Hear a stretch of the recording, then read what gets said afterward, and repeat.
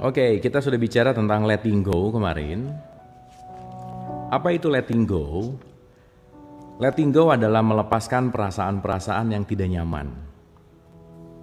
Oke ya, nanti kita akan paham bahwa betapa sangat penting untuk bagaimana kita punya regulasi untuk melepaskan itu gitu. Karena kalau kita nggak punya skill itu, maka perasaan-perasaan itu yang akan membawa kita hanyut dan larut dan kita akan berputar-putar di level yang sama gitu. Banyak orang tidak berubah karena dia tidak bisa meregulasi perasaannya. Oke? Nah, maka hal yang paling penting kalau teman-teman pernah nonton saya jelasin tentang manas, ada perasaan, ada pikiran, ada perasaan, ada emosi, dan di situ ada memori. Dan itu saya rasa penting untuk kita manage gitu kan. Jadi hidup adalah tentang bagaimana memanage diri.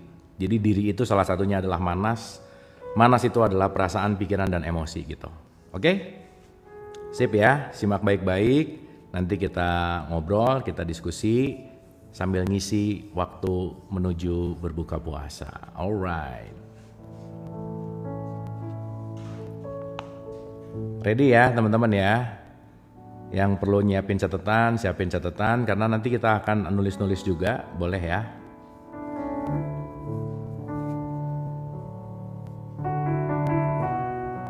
Oke, kita akan mulai. Saya review dulu sedikit dari apa yang kita bahas kemarin dan kita akan masuk adalah sesi hari ini kita bicara tentang perasaan dan mekanisme-mekanisme mental. Mantap nih. Ya. Perasaan dan mekanisme-mekanisme mental supaya nanti teman-teman ngerti kenapa aku gini sekarang. Kenapa aku susah maafin dia? Kenapa aku benci sama dia gitu? Kenapa aku menderita? Kenapa gitu kira-kira. Ya, nanti pelan-pelan kita bedah karena sekali lagi wilayah ini kita nggak bisa diwakilkan, maaf. Nggak ada yang bisa mewakilkan kita untuk ngeberesin diri, itu nggak ada. Ya, itulah kenapa penting banget bahwa hidup ini nggak bisa diwakilkan gitu. Oke. Saya review dulu pertemuan kemarin. Pertemuan kemarin kita bicara dari sini. Tekanan perasaan yang terakumulasilah yang melahirkan banyak pikiran. Jadi perasaan yang terakumulasi itu akan membuat pikiran kita jadi chaos gitu. Ingat ya, perasaanmu menentukan kualitas kejernihan pikiranmu. Jadi konteks yang paling penting saat ini sebenarnya bagaimana kita kontrol atau bagaimana kita meregulasi perasaan kita gitu. Ingat ya, ini adalah sesuatu yang penting kita kontrol. Saya selalu ulang-ulang, teman-teman jangan pernah menyimpan remote control happiness kita di orang lain. Karena kalau kita menyimpan ini di orang lain, kita akan terjebak, kita akan menjadi budak, kita akan jadi korban. Aku happy kalau kamu begitu. Aku seneng kalau kamu begitu. Nah, akhirnya kita jadi budak yang eksternal.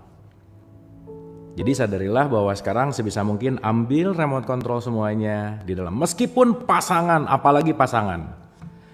Karena hanya orang-orang yang kita sayangi yang akan bisa menyakiti hati kita. Itu garis bawah tanah seru. Ya, orang yang kita cinta dan orang yang kita sayang itu berpotensi menyakiti hati kita. Jadi ambillah remote control happiness paling penting di pasangan. Ingat, 2 guru spiritual terbesar dalam hidup itu adalah pasangan dan anak gitu. Ya, dari pasangan dan anak kita akan banyak sekali belajar tentang kehidupan. Maka jadikanlah mereka sebagai guru gitu. Ya. Jadi ingat, pasangan adalah teman bertumbuh, anak adalah teman bertumbuh gitu.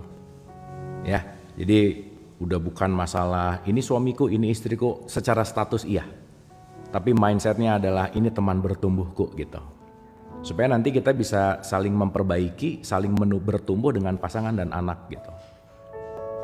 Oke ya, jadi sekali lagi pelan-pelan remote control happiness dari luar, pegang.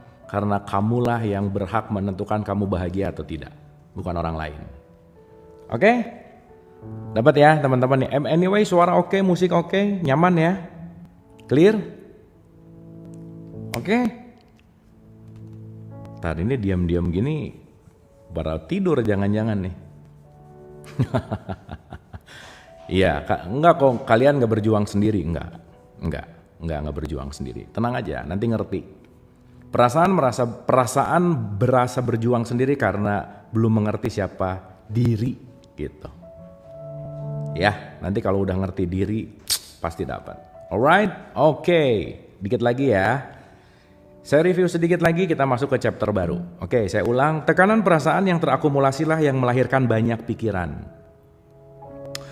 Satu perasaan misalnya mampu menciptakan ribuan pikiran selama periode waktu tertentu. Oke? Pikirkan misalnya satu kejadian menyakitkan di masa silam, sebuah kenangan dan penyesalan mengerikan yang Anda sembunyikan. Teman-teman, banyak banget perasaan yang nggak kita sadari. Karena kenapa ditutup-tutupin terus gitu. Ya, bukan diselesaikan tetapi disembunyikan, dan ketika disembunyikan itu nanti akan makin gede. Sama kayak kita misalkan ya, dalam tanda petik ngeluarin atau nyimpen kucing atau binatang apa ke hutan gitu. Terus nggak pernah dicek itu binatangnya. Nanti kaget sendiri, tiba-tiba udah gede tuh si binatang. Nah sama tuh kayak perasaan kita. Sesuatu yang ditutupi nggak diselesaikan, makin gede dan nanti meledak gitu.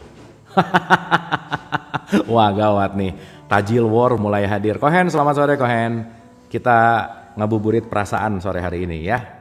Kita ngacak-ngacak perasaan sore hari ini. Oke ya teman-teman ya. Cermati pikiran-pikiran Anda selama bertahun-tahun yang terkait dengan kejadian menyakitkan itu.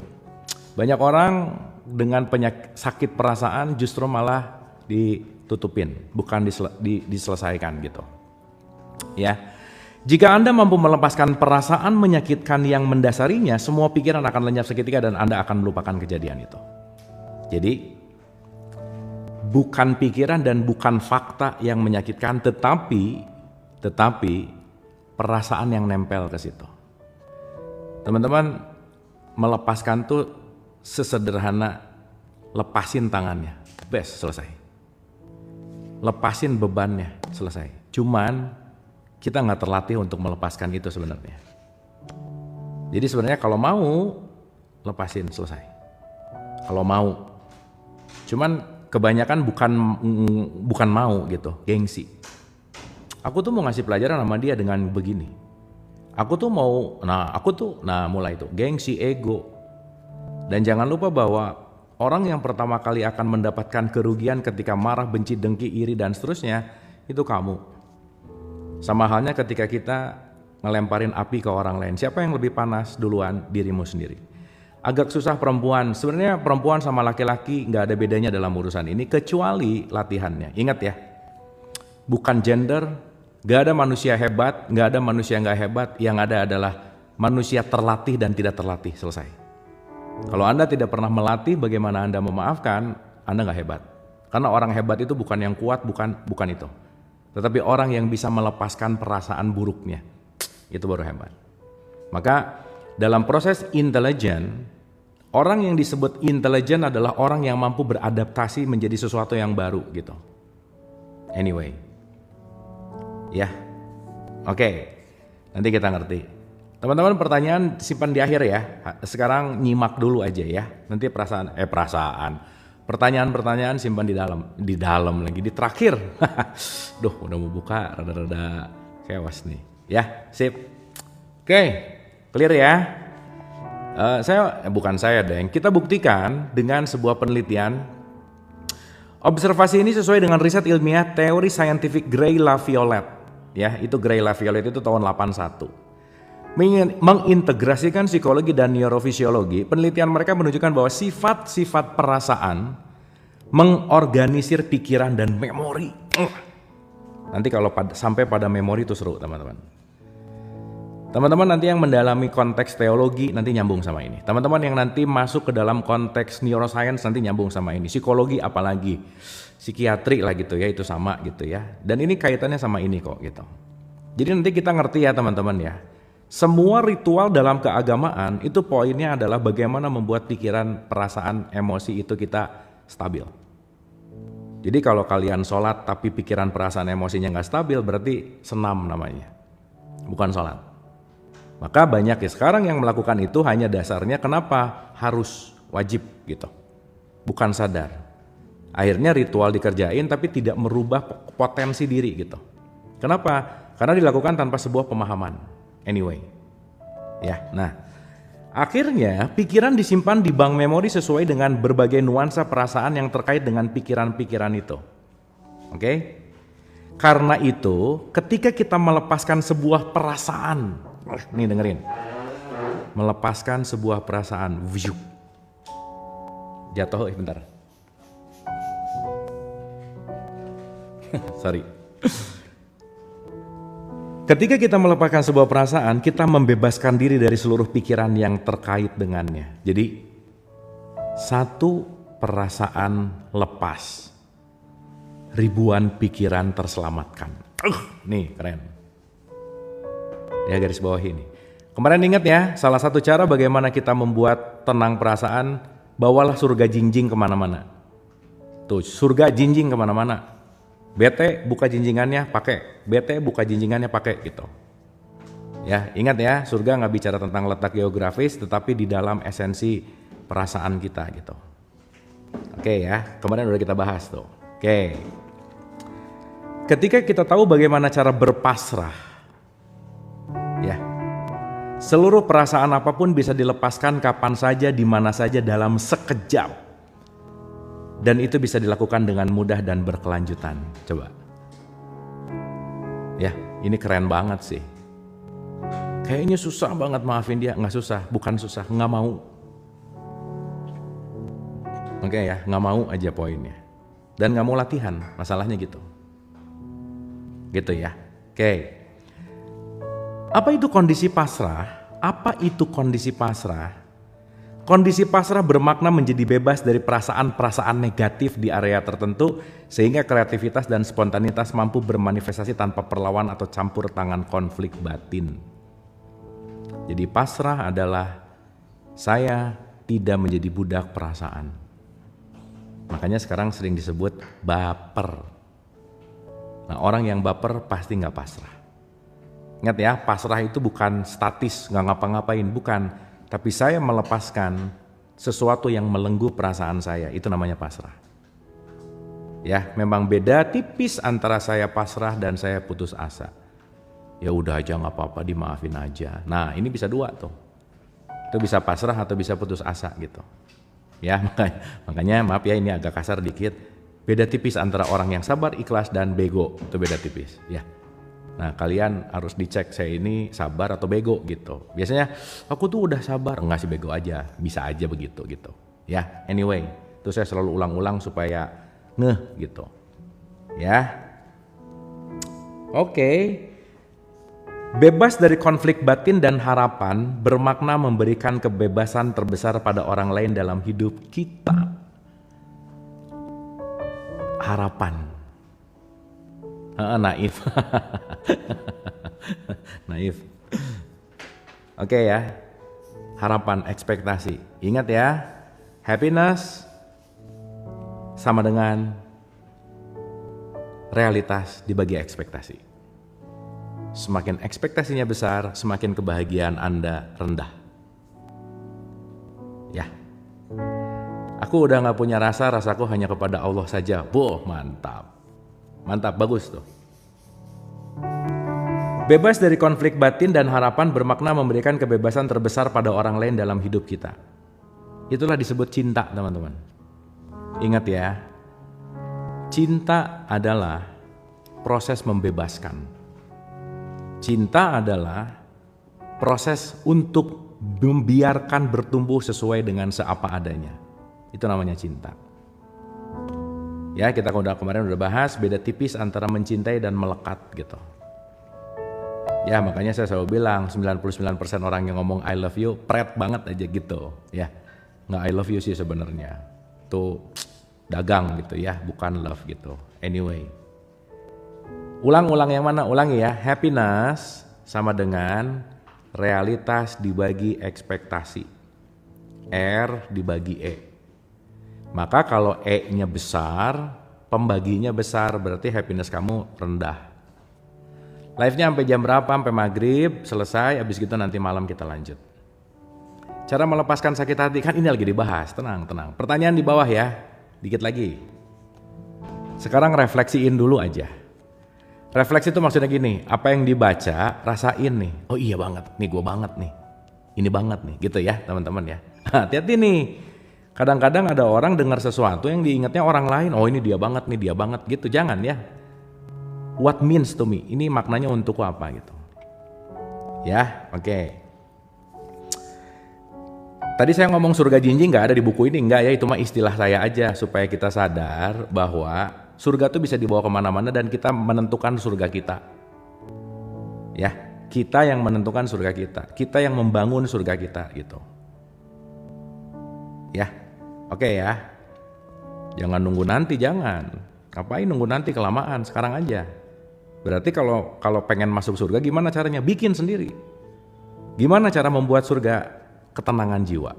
Belajar latihan untuk melepaskan semua perasaan-perasaan yang mengikat kepada memori gitu kira-kira. Ya. Terkadang manusia itu pamer kebahagiaan, dia juga pamer ujiannya. Nah, kita nggak bisa ngejudge dia mau pamer mau nggak, urusan dia gitu. Penilaian kita yang bahaya tuh. Ih kamu pamer, siapa tahu dia mau ngajak kita untuk berbuat kebaikan, kan kita nggak tahu gitu. Itu ya, itu penting tuh. Oke. Saya ulang ya, bebas dari konflik batin dan harapan bermakna memberikan kebebasan terbesar pada orang lain dalam hidup kita ini. Teman-teman, kalau Anda atau kalian sayang sama orang lain, cara menunjukkan sayang yang terbaik sama orang yang kalian sayang sederhana. Jadilah orang yang nggak nyebelin, cukup, dah, itu udah cukup. Karena begitu kita mulai tidak menyebalkan, artinya apa? Nggak ada attachment di situ. Berarti di situ ada sesuatu yang penting untuk kita regulasikan. Ya. Jadi bukti sayang kita ke orang lain, saya memperbaiki diri. Bukan nyuruh dia berubah, bukan. Aku sayang deh sama kamu. Buktinya apa? Saya mau jadi orang yang kurang menyebalkan dari hari kemarin. Gitu. Ya. Plus transfer sih penting ya. Itu penting ya. Nah. Tapi kadang menyebalkan bikin ngangenin, ya boleh juga sih. Nanti datang orang nyebelin terus, penting sih emang itu. Ya, oke. Karena pada akhirnya yang akan mengatakan I love you akan kalah dengan ambil aja, nanti aku yang bayarin. Nah, nanti kalah sama yang gitu ya. Jadi jangan kebanyakan ngomong I love you lah. Oke, anyway, ini memungkinkan kita mengalami sifat dasar alam semesta. Ini keren banget nih. Ya. Ulang ya. Ini keren banget nih. Ini memungkinkan kita mengalami sifat dasar alam semesta. Nanti teman-teman akan ngerti sifat dasar alam semesta itu apa. Jadi kalau sekarang ngomong Tuhan, Allah, Yesus, Yahweh, Yehova, Dewa, apapun terserah penamaannya, sifat dari mereka cuma satu. Welas asih. Dan itu yang akan menjadi sifat dari semesta. Kenapa? Karena welas asih sifatnya itu rob. Rob itu artinya mendidik. Mendidik itu pasti dengan kasih sayang. Makanya disebut Robul Alamin, yang mendidik semesta dengan kasih sayang yang meraja. Gimana kurang keren coba. Ya, pokoknya jadi kalau kita jauh-jauh dari welas asih, berarti kalian gak kenal Tuhan, gitu kira-kira. Ini memungkinkan kita mengalami sifat dasar alam semesta, yaitu kehendak untuk mewujudkan kebajikan terbesar dalam sebuah situasi. Ini dahsyat nggak? Mewujudkan kebajikan terbesar dalam sebuah situasi. Jadi bawaannya kebajikan, coba. Dahsyat nggak? Jadi kalau tarikan kita adalah kebajikan, berarti powernya Tuhan tuh ada di kita, semesta tuh ada di kita gitu. Gitu ya. Nah, benar nih quote andalan ya. Quote surga jinjing nih, jangan salah nih. Ini, pokoknya kalau udah bisa mengamalkan ini, 30-40% hidup kalian tenang aja gitu. Oke, tapi ini Hawkins ngasih quotes gini ya. Mungkin ini terdengar filosofis sih gitu ya. Tapi ketika dilakukan, pengalaman akan membuktikan kebenarannya. Jadi teman-teman, percuma ngikutin nonton live siapa, belajar apa, tapi nggak mengamalkan, nothing aja ya. Nothing aja. Jadi penting banget untuk kita mengamalkan. Kalau bahasanya Cohen itu melakukan, jadi laku gitu. Ya, anyway ya. Nah, sekarang baru kita masuk nih, tadi pemanasan. Ya cukup lah ya, pemanasan 15 menit. Next on ya, teman-teman ya. Ini masih semangat nggak? Masih oke? Cek warga dulu nih, cek warga, cek one, oke, clear, 1, 2, 3, aman, oke, sip. Oke, masih melek ya? Ya saya cek dulu, bisa tunduh ya, ngantuk nanti ketiduran. Oke, teman-teman, di pertemuan kita sekarang, this is one the best part paling penting. Nanti akan ada 3 nih. Ya, nanti akan ada 3. Ya, oke, dengerin baik-baik. Bismillah. Tadi saya baca cepat karena udah, ini saya akan baca sangat pelan. Nanti saya akan jelasin part by part, santai ya. Oke. Perasaan dan mekanisme mental. Oke. Ini kenapa sih goyang-goyang? Bentar teman-teman. Oh, ininya ketarik. Oh, berarti rada sebelah sini. Bentar ya. Oke, bismillah ya. Nih, kita memiliki 3 cara utama menangani perasaan. Berapa cara? Coba. Ini pengen tahu menyimak gak? Ada berapa cara? 3 bukan 33, 3. Bagus. Bagus, sip, mantap. Ya. Oke. Nanti di akhir saya mau ngasih pertanyaan yang jawabannya benar, saya kasih hadiah. Hadiahnya diputerin request lagu ya. Oke, siap. Kita memiliki 3 cara utama menangani perasaan. Oke. 3 nih, dengerin baik-baik. Penekanan, ekspresi, pelarian diri. Ya. Ditekan, diekspresi atau kabur. Nah, cuman ada itu aja. Ya. Jadi sekarang contoh-contoh nih ya. Kata-kata yang terlihat spiritual banget tapi pret gitu ya. Nih dengerin baik-baik. Aku tuh sepertinya ingin mengakhiri hidup ini supaya tidak kembali lagi, supaya saya moksa. Pokoknya pengen selesai aja. Padahal capek, banyak kesel, lelah. Jadi dia bukan pengen mengakhiri hidup, tapi dia pengen kabur dari hidup. Ya, hati-hati nih. Hati-hati nih ya. Sekarang kadang-kadang yang udah moksa tuh menyatu, moksa tuh selesai tugasnya lah gitu kira-kira. Pokoknya aku ini udah mau hidup paling terakhir aja ya. Aku capek. Gitu. Itu kira-kira ya. Itu bukan mengakhiri hidup tapi melarikan diri dari hidup. Teman-teman, maaf ya. Maaf nih. Kita nggak bisa libur dari hidup. Mau absen sehari nggak bisa. Nggak bisa aja. Ya, hati tuh. Nggak bisa absen. Pilihannya cuma ada 3. Ditekan, diekspresikan, atau kabur. So far ya, 3 dulu nih so far. Nanti kalau ngomongin tasawuf ada 7 levelnya. Kita bahas dalam perspektif western dulu nih ya. Nanti westernnya beres, nanti kita pindah ke timur, kita bicara tentang tasawuf di situ. Oke, pelan-pelan ya.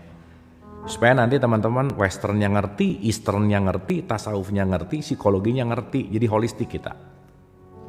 Semakin bulat pemahaman kita, semakin kita nggak akan banyak ngejudge aja. Ya, jadi luas gitu pandangan kita, nggak gampang ngenyalahin orang gitu kira-kira. Pasukan berani mati, beda cerita tuh, itu mah dia lagi tugas kan. Ya,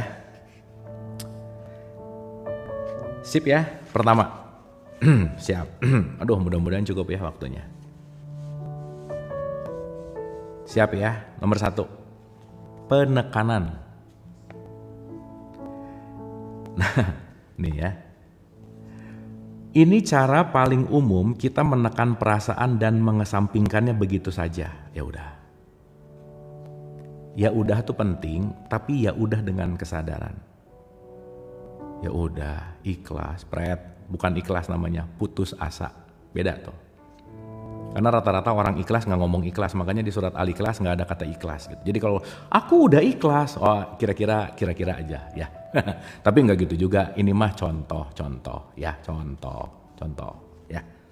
Aku udah ikhlas, udah alamat ya, contoh. Aku udah ikhlas tapi kita nggak mau ketemu dulu 10 tahun, nah nggak bisa ya, bisa aja sih. Ya, tapi nanti ada tapinya ya. Lanjut. Ini cara paling umum kita menekan perasaan dan mengesampingkannya begitu saja. Teman-teman, ini kita pakai bahasa asli ya, supaya kita rada tahu gitu istilah-istilah, rada ngerti gitu ya. Penahanan, bahasa psikolognya namanya repression. Penekanan, suppression. Jadi ada represi, ada supresi gitu. Ya, nah, nggak jadi psikolog nggak apa-apa. Yang tahu ilmu psikolog bagus. Setidaknya kita bisa jadi psikolog buat diri sendiri gitu. At least tahu ya bahwa saya lagi ditahan atau saya lagi ditekan. Beda ya, nanti beda tuh. Tahan dan tekan beda. Tahan, tekan. Wah, nanti kita ngerti. Sadari deh nanti abis ini ya, banyak banget yang digituin. Jadi kita cuek, dan dia nanti masuk ke tempat, bukan tempat sampah atau ya. Ya saya sebut tempat sampah aja ya. Recycle bin atau tempat sampah subconscious mind namanya. Nah, makanya Ramadan ini kan yang udah nonton video saya ulang-ulang ngerti bahwa bulan Ramadan adalah bulan menguapkan subconscious mind menuju kepada conscious gitu. Nah, bodoh amat tergantung, bodoh amatnya ignore atau accept. Saya bodoh amatnya apakah saya terima atau saya bodoh amatnya saya menolak. Dua-duanya bisa bodoh amat. Ya, tergantung kualitas. Anyway. Ya, oke. Dalam penahanan, represi ini terjadi tanpa sadar. Dalam penekanan ini terjadi secara sadar. Nah, mau nanya dulu.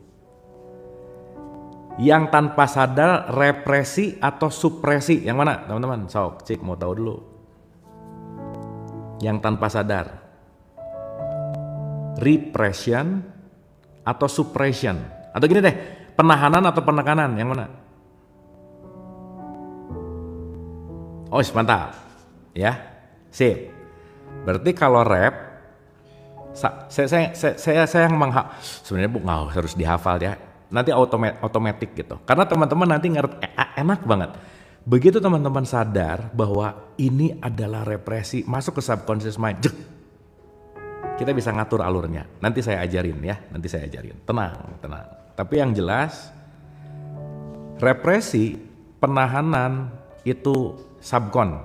Jadi saya ngafalinnya gini, tahan subcon, tekan kon gitu. Jadi di situ ada kata-kata bawah sadar sama sadar.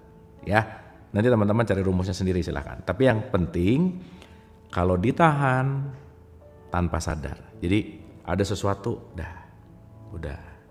Nah, orang baik kebanyakan gini. Makanya saya bilang berhenti jadi orang baik tapi jadi orang sadar. Ya, awas nih jangan salah ngerti omongan ini ya. Banyak yang komplain, masa berhenti jadi orang baik? Bukan nyuruh jadi orang jahat, bukan. Orang baik itu banyak menahan sesuatu tanpa sadar. Ya, anyway. Oke. Lanjut ya. Benar, orang baik banyak dimanfaatin. Benar-benar. Kita tak ingin terganggu oleh perasaan dan kita tidak tahu apa lagi yang harus dilakukan terhadapnya. Oke. Kita menderita olehnya dan mencoba tetap menggunakannya sebaik yang kita mampu. Perasaan-perasaan yang kita pilih untuk ditekan atau ditahan sesuai dengan program-program sadar dan bawah sadar yang kita dapatkan dari keluarga dan masyarakat sejak kecil. Oke, ini harus dijelasin nih. Teman-teman bisa bedain dulu nggak mana sadar, mana bawah sadar? Bisa bedain nggak? Banyak menahan sesuatu sampai jadi anak buah psikolog sama psikiater. Ya oke, mungkin memang hikmahnya di situ. Gini, sadar dan bawah sadar ya. Oh ya oke, ya udah. Nanti saya jelasin sebentar lagi ya, supaya nanti teman-teman ngerti, saya, kalian, ini lagi terpenjara sama bawah sadar kita masing-masing. Dan bawah sadar itu dipengaruhi oleh keluarga dan lingkungan. Maka lingkungan sangat memengaruhi siapa kamu. Titik. Nah, itulah yang menjadi dasar, jangan pernah menilai siapapun karena lingkungannya beda, pengetahuannya beda, kesadarannya beda, nggak bisa dibandingkan. Dia tuh ya gini, tar dulu. Jangan menilai dia berdasarkan persepsi kita karena kita beda subconscious mind-nya gitu. Teman-teman ingat baik-baik ini ya, orang yang malas mikir cenderung suka menilai. Jadi kalau kalian cepat banget menilai orang, berarti jarang mikir gitu. Sok dirasa-rasain. Dikit-dikit komplain dia tuh, dikit-dikit pasti jarang mikir. Kenapa? Once pemikirannya nggak nyala, yang keluar adalah menilai. Ya, nanti saya ceritain tentang subconscious mind, ya, alam bawah sadar. Sip ya? Oke. Oh, udah maghrib? Ntar. Oh, belum ah. Oh, di Sidoarjo emang beda banyak ya? Sidoarjo tuh di Surabaya kan? Bandung loh ya. Ya oke, siap. Kaget saya. Nggak, takut ada diskon hari ini gitu. Saya belum baca berita, takut aja. Hari ini maghrib diskon setengah jam, misalkan nggak tahu ya. Bisi ini mah. Ya oke, lanjut. Contoh. Sip. Nah, teman-teman kita santai ya. Ini sejujurnya ini bahasan berat banget, tapi semudah mungkin mau dipakai bahasa dan penjelasan yang simpel supaya kita semua bisa paham gampang gitu ya. Yang penting bisa. Oh, 5 menit lagi wilayah Surabaya. Oke, siap. Teman-teman yang mau buka puasa dulu ya. Selamat buka puasa yang mau udah buka, yang mau selamat siap-siap ya. Saya nyelesain dulu sebentar lagi. Oke. Oh, dia ampun malah udah beres ya. Iya benar. Jangan-jangan ada yang komen bentar lagi. Saya baru beres tarawih. Ya udah nggak apa-apa ya. Oke. Tekanan dari perasaan-perasaan yang kita tekan dan tahan, kemudian kita rasakan sebagai kecenderungan untuk lekas marah. Oke? Perubahan suasana hati yang tiba-tiba, ketegangan pada otot leher dan punggung, sakit kepala, kram, gangguan menstruasi, gangguan pencernaan, insomnia, hipertensi, alergi, dan kondisi-kondisi somatik lainnya. Coba teman-teman, kebayang nggak? Nahan perasaan tanpa sadar bikin menstruasi bagi para perempuan nggak beres, bikin tegang, bikin semua psikosomatis jadi nggak beres. Rugi nggak kira-kira? Pertanyaannya, masih mau nggak maafin orang gitu? Ya, masih mau benci sama orang gitu, masih mau mengkafir-kafirkan orang gitu misalnya, menerakakan, rugi loh gitu. Ya rugi buat yang sadar sih. Kalau yang enggak ya udah aja kan gitu. Anyway, benar. At least ngerti banget bahwa begitu saya marah sama dia yang rugi saya gitu. Buang energi, mantap. Pasti nonton waktu bahas energi ya. Nanti kita bahas vibrasi ya. Kemarin belum sempat. Oke. Ketika kita menahan sebuah perasaan, itu karena ada begitu banyak rasa bersalah dan ketakutan atas perasaan tersebut, sehingga bahkan tidak dirasakan sama sekali. Inilah yang disebut adiksi, menderita. Udah gak kerasa loh. Saking kebal, ya. Saking udah banyak benci yang segini udah gak kerasa, cuek aja. Nanti dia nyari benci lagi yang lebih besar, bahkan benci-benci yang remeh jadi gak kerasa. Padahal setiap benci yang remeh akan membuat represi, dan represi akan masuk kepada psikosomatik. Tiba-tiba stadium 4 aja, tiba-tiba cancer aja gitu. Gimana? Ya, masa gak mau maafin ya? Kebal, ya, dipiara terus. Mending miara embe, nanti di bulan haji bisa dipotong ya. Sekarang miara ginian capek atuh gitu, kira-kira.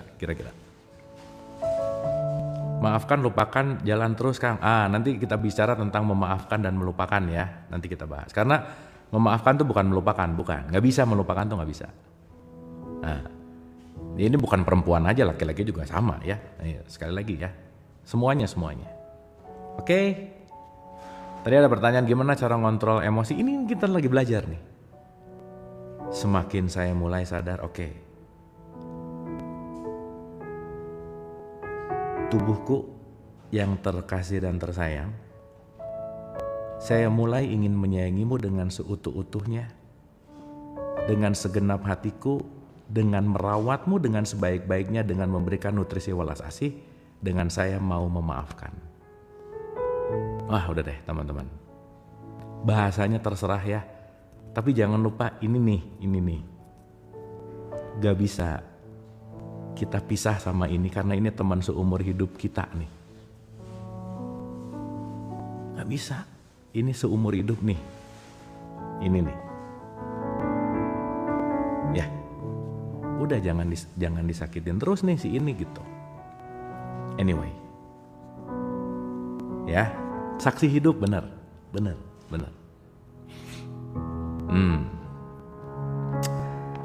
Saya ulang ya.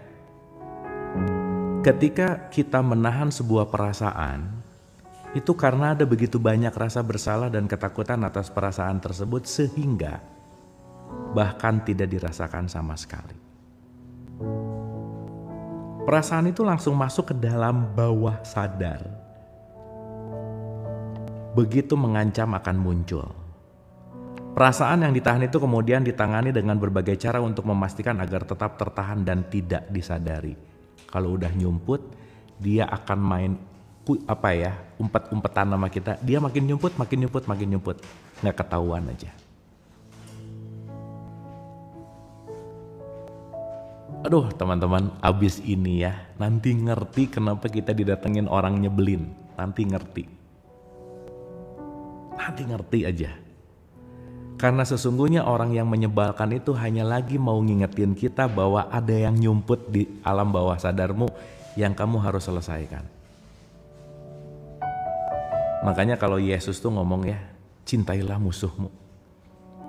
Karena musuhmu, orang yang kamu benci, adalah orang yang memberikan sinyal kepadamu untuk menyadari bahwa banyak yang nyumput di alam bawah sadarmu. Untuk kamu sadari, sehingga kamu perlu faktor eksternal untuk kamu ngerasa benci, dengki, iri, dan seterusnya.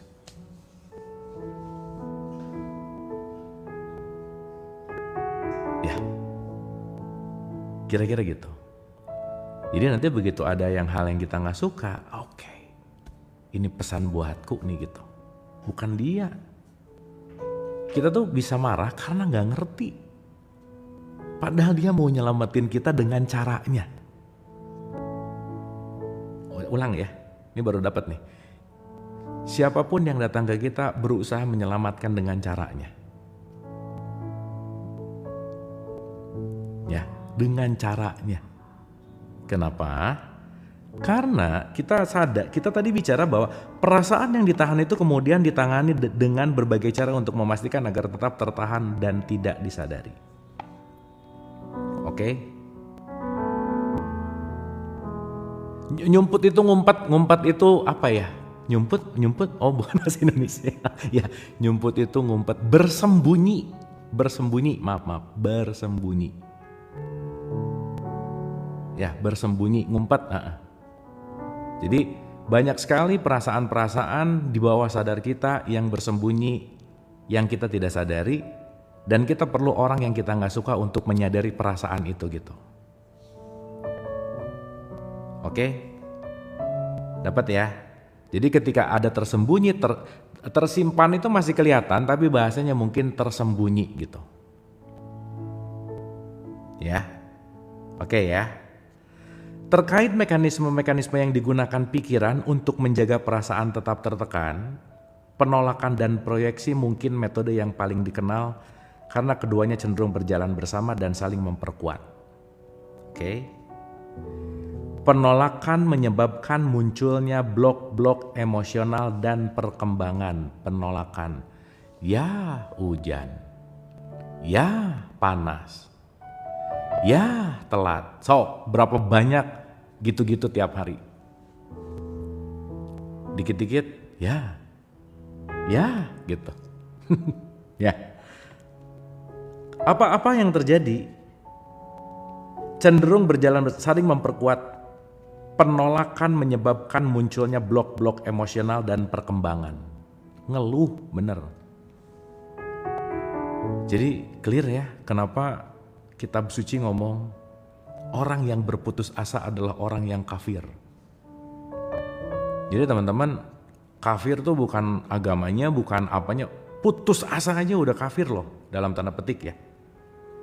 Kenapa? Karena ini kaitannya bukan untuk siapa-siapa gitu. Untuk diriku. Ya, untuk diriku. Kurangi ngeluh, yes. Karena ngeluh itu kebiasaan. Ya, oke. Biasanya disertai dengan mekanisme proyeksi. Karena rasa bersalah dan ketakutan, kita menahan impuls atau perasaan dan kita menolak kehadirannya di dalam diri kita. Alih-alih merasakannya, kita memproyeksikannya ke dunia dan orang-orang sekitar kita. Nih, lagi kesel, bukan ngerasain, kita proyeksikan keluar. Yang di luar jadi dimarah-marahin. Jadi korban. Ributnya di jalan, kesalnya dibawa ke rumah. Anak jadi sasaran. Kamu ya, padahal tadi ributnya di jalan gitu. Gimana? Ayo. Ya, bahaya nggak? Bagaimana ketika kita tidak bisa melepaskan perasaan pada emosi, pada memori? Melekat terus gitu. Ya, dan itu skill by the way. Kita mengalami perasaan seolah-olah perasaan itu milik mereka. Ini keren nih. Seolah-olah milik mereka. Jadi lagi bete di sini, ngelihat semua orang, ini orang bukan julid banget ya sama gue. Ini kayaknya lagi ngomongin gue deh. Ini kayak deh. Semua jadi negatif thinking, padahal yang negatifnya di sini coba. Ngelihat kiri ada dua orang lagi ngomong, ngomongin gue nih. Nah gitu tuh. Ya.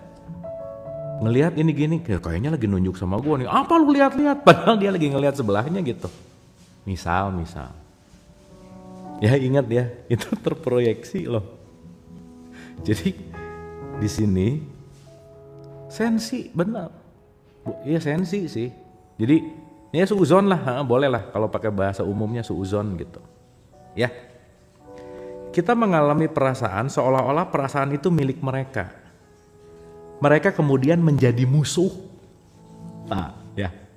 Mereka kemudian menjadi musuh dan pikiran mencari pembenaran untuk memperkuat proyeksinya.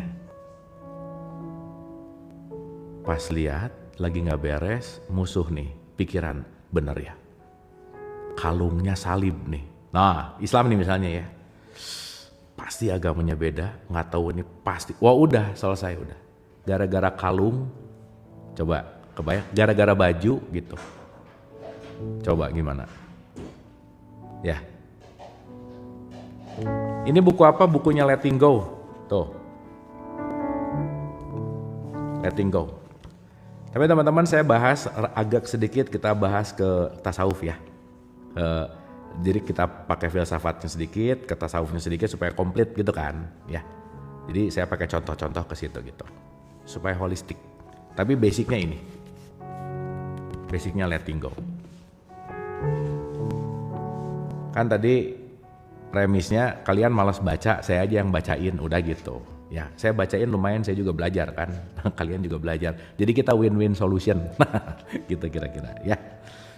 Oke, anyway, ulang ya, ulang. Mereka kemudian menjadi musuh, dan pikiran mencari pembenaran untuk memperkuat proyeksinya.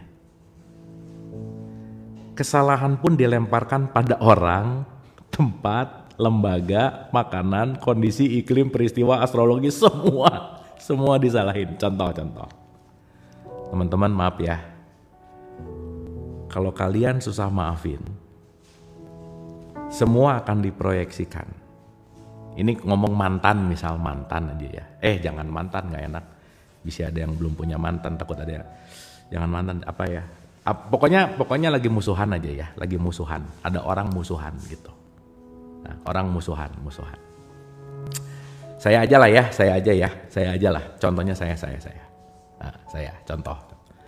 Kalau saya ngomong mantan, takut ada yang belum punya mantan kan nggak enak ya. Nanti menjolimi namanya. Nah. Ya, nih contohnya saya aja ya. Misal. Ini mah nyata ya. Saya pakai contoh saya. Ya saya sama mantan saya lah misalnya. Misal. Benci nih, saya benci sama dia gitu. Benci. Nah, begitu saya benci sama dia, datang tuh. Ketutup kan, makin gak sadar tuh tadi ya, proyeksi. Dan ketika dua-duanya di frekuensi yang sama, muter. Saya ngomong satu nama binatang sama orang ini, dia ngebalas pakai satu kebun binatang. Udah aja, gak beres-beres. Ya, saya ngomong satu binatang, dia ngebalas pakai satu kebun binatang. Apakah mantan harus dibenci? Jangan atuh ya, buat Bu, jangan. Ini mah contoh tuh. Ini salah ngerti lagi, Bu. Ini mah contoh ya, sekali lagi contoh. Ya, contoh. Ya, jadi begitu saya ngasih satu binatang, dia ngasih satu kebun binatang. Oke? Begitu saya ngomong lagi, nanti pelan-pelan dibawa bapaknya, dasar lu anaknya sih, gitu. Dia balik ke saya, udah bukan bapak saya, garis keturunan tuh, dasar orang Sunda. Nah dibawa tuh. Jadi dia sama orang Sunda benci banget gara-gara ke saya gitu misalnya. Misalnya si orang ini kuliahnya di ITB-nya anak ITB tuh ya nyebelin banget. Padahal yang nyebelin cuman dia gitu. ITB ke bawah-bawah, coba sok gimana? Jadi sempit nggak? ITB di mana? Di Bandung. Bandung ke bawah-bawah, orang Bandung ya. Nah udah tuh. Jawa Barat ke bawah-bawah, udah. Nanti ujungnya orang Indonesia, udah selesai aja. Beres aja. Gitu. Pusing nggak coba? Gara-gara apa? Gara-gara tidak memaafkan. Kita musuhan sama satu negara, coba. Gara-gara hal tidak memaafkan, kita bisa ribut sama satu negara gitu. Misal contoh, yang ini mah ngomongnya lebay ya, lebay. Meskipun nggak pada ngaku juga nggak apa-apa ya udah. Tapi ada lah pasti. Ya, anyway. Aduh teman-teman ini masih banyak, tapi ini waktu udah 17.51. Kita lanjutin nanti malam apa ya? Mending nanti malam, mending besok pagi. Nggak boleh pakai label-label gitu ya, jangan. Kan kita unlabel, kita mah nggak boleh gitu. Ya nanti malam ya. Sip ya, soalnya udah lumayan rada haus gitu ya. Nih udah lumayan gitu. Mau batal sekarang tanggung kan, sayang ya. Masa 1 menit batal, sayang. Gitu kira-kira. Ya teman-teman ya, jadi saya selesaiin dulu sedikit lagi ya. Kesalahan pun dilemparkan pada orang, tempat, lembaga, makanan, kondisi iklim, peristiwa astrologis, kondisi sosial, nasib, even Tuhan disalahin. Tuhan disalahin coba. Keberuntungan, iblis, setan tuh, orang asing, kelompok, etnis, rival politik, udah semualah disalahin. Gitu. Ya. Proyeksi adalah mekanisme utama yang digunakan dunia saat ini. Ini menjelaskan semua perang, perselisihan, dan kekacauan sipil. Bahkan kita didorong untuk membenci musuh agar bisa dikatakan sebagai warga negara yang baik. Nih. Udah deh. Nanti kita bahas limited identity ya, kita ngerti. Kita bisa saling membenci, membunuh gara-gara identitas gitu. Kita mempertahankan penghargaan pada diri sendiri dengan mengorbankan orang lain, dan pada akhirnya ini mengakibatkan gangguan sosial. Mekanisme proyeksi mendasari semua serangan, kekerasan, agresi, dan setiap bentuk kehancuran masyarakat. Jadi penekanan tidak sadar, penahanan sadar. Ya. Artinya nanti kita akan ngerti bahwa konteks represi dan supresi sangat penting untuk kita sadari.